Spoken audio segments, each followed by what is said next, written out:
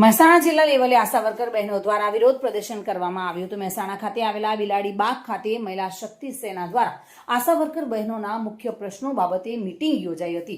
જિલ્લાની તમામ મોટી સંખ્યાને આશા વર્કર બહેનો ઉપસ્થિત રહી હતી। જો કે મારું બાળક મારું જતન આ પ્રોગ્રામ જે આંગણવાડી બહેનો છે તેનો બહિષ્કાર કરવામાં આવ્યો હતો તથા PMVVIY પ્રોગ્રામ જેવા આંગણવાડી બહેન પોષણ ટેકામાં નાખે ત્યારે જે મુશ્કેલીનો સામનો કરવો પડતો હોય છે તે બાબતે બહિષ્કાર કરવામાં આવ્યો હતો તથા સગર્ભા માતા, ધાત્રી માતા, મેલેરિયા, ડેન્ગ્યુ, ટીવી પ્રોગ્રામ વગેરે પ્રોગ્રામ માટેનું મહેનતાણું મળતું નથી, જે બાબતે સરકાર સમક્ષ રજૂઆત કરવામાં આવી હતી।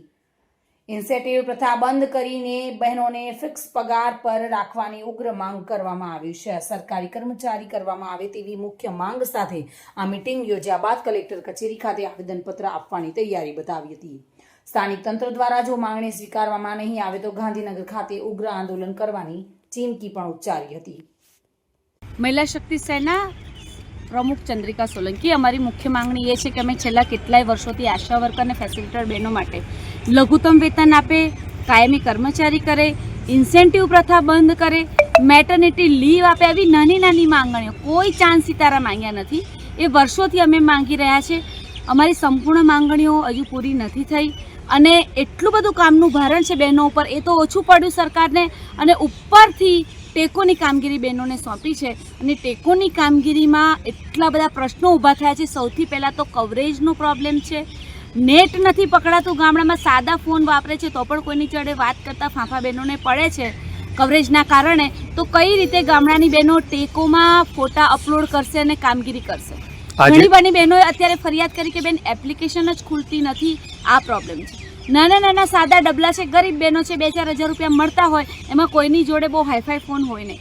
હવે આટલી બધી કામગીરીને અપલોડ કરવાની હોય, એના ડોક્યુમેન્ટ્સને વગેરે ફોટોગ્રાફ્સ, તો એના માટે સારામાં સારો મોબાઈલ જોઈએ। તો આ મોબાઈલ કોણ આપશે? એનું રિચાર્જ કોણ કરશે? બીજું એવું છે કે વિઝિટ કરતી વખતે બહેનોની જે લાભાર્થી છે એમના ફોટા અપલોડ કરવાના હોય ત્યારે પ્રશ્ન એ છે કે માની લો કે એ લાભાર્થી બહાર ગામ જાય છે, હાજર નથી, તો એવા સમયમાં પછી શું કરવાનું? ઇન્સેન્ટિવ બહેનોને નહીં મળે, આવું પણ ઘણા લોકોએ કીધું છે। તો આ જે સમસ્યાઓ ઊભી થઈ છે ત્યારે અમારી એક બેઠક અહીંયા મળી છે અને અમે ચર્ચા વિચારણા કરી રહ્યા છે અને સરકારને મીડિયાના માધ્યમથી કહી રહ્યા છે કે જ્યાં સુધી અમારા પ્રશ્નોનું, ટેકોની કામગીરીના પ્રશ્નોનું સમાધાન ન આવે, સમસ્યાઓ ન ઉકેલાય, ત્યાં સુધી આ કામગીરી કરવા માટે કોઈ પણ રીતે બહેનોને દબાણ કરવામાં ન આવે।